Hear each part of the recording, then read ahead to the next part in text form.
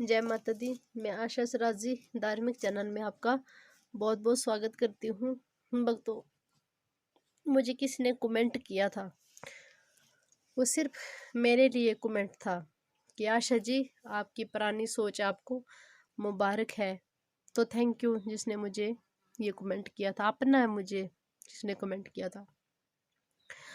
तो आइए भक्तों, मैं आपसे ये बात करना चाहती हूँ क्योंकि मेरी पुरानी सोच ये है कि मतलब पुरानी सोच मुझे इसलिए है क्योंकि मैं धार्मिक बातें करती हूँ, इसलिए मुझे पुरानी सोच है। क्योंकि मैं को क्या ज़रूरत है किसी को मोटिवेट करने की। कहते हैं कबीरा तेरी झूंपड़ी गलकटियन के पास, जो करेगा सो भरेगा, तू क्यों भये उदास।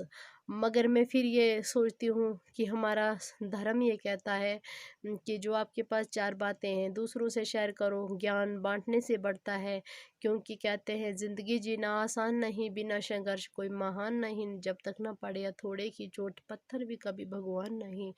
अगर हम ये दर्द सहते हैं, अगर हम चार बातें अच्छाई, अगर बुराई बांटने का कोई हर्ज या शर्म नहीं है, अच्छाई बांटने की कौन सी शर्म है हमारे इस कलयुग में। देखो, अगर एक शराबी होता है वो अपने साथ चार शराबी और जुड़ा लेता है। अगर एक स्त्री कोई खराब होती है या कोई पुरुष खराब होता है वो चार बंदे और अपने साथ जुड़ा लेता है।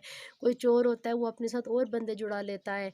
क्योंकि अगर शराब बेचने वाला कहीं नहीं जाता है, दूध बेचने वाले को घर घर जाना पड़ता है। अगर दूध बेचने वाला घर घर जाकर भी लोग उससे पूछेंगे तूने दूध में पानी तो नहीं मिलाया है। बट अगर शराब बेचने वाला कहीं नहीं जाता है, उसके घर से शराब लेने कोई आता है, वो पानी मिला के शराब बेचता है, मग उसको कोई शराब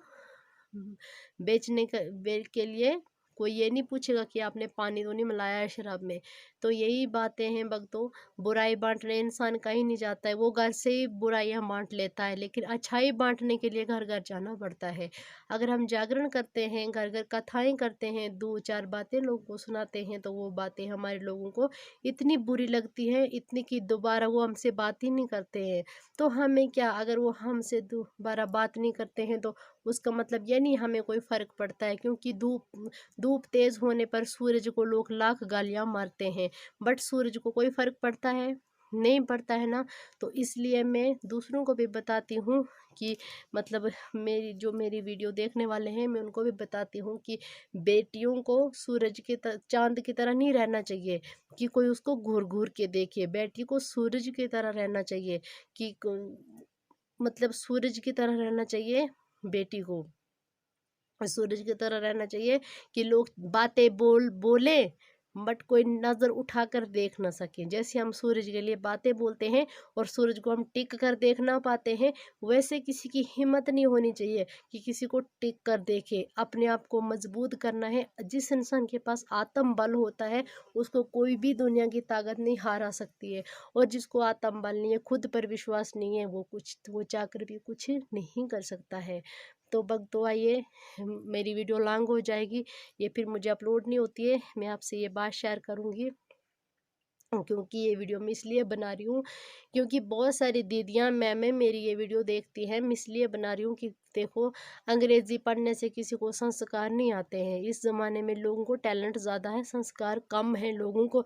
इसलिए मैं बताती हूँ कि अगर मेरी कथा से कोई एक दो बंदा मेरी बात को सुन लेता है तो शुक्रिया करती हूँ मैं। क्योंकि मतलब मेरे सब्सक्राइबर बहुत कम हैं लेकिन व्यूज़ मेरे बहुत हैं। व्यूज़ देखने वाले बहुत लेडीज़ हैं, जेंट्स, कोई देखता है भला करता है या बुरा, लोग देखते हैं, चाहे वो कोई अच्छा माने या बुरा, लोग देखते हैं। इसलिए मैं ये वीडियो बनाती हूँ कि कोई ना कोई दुनिया में इंसानियत अभी भी मौजूद होगी। इसलिए मैं बताती हूँ कि हमारी संगतों में नए नए लोग जुड़ते हैं, आते हैं, बच्चियाँ हैं, इसलिए मैं ये वीडियो बनाती रहती हूँ। क्योंकि अगर आपको पिछले जन्म के अनुसार ये जन्म मिल गया है, किसी कर्म के अनुसार मिला है, तो हमें ये जन्म कर्म कमाना है, हमने कर्म करने हैं, भोगना नहीं है।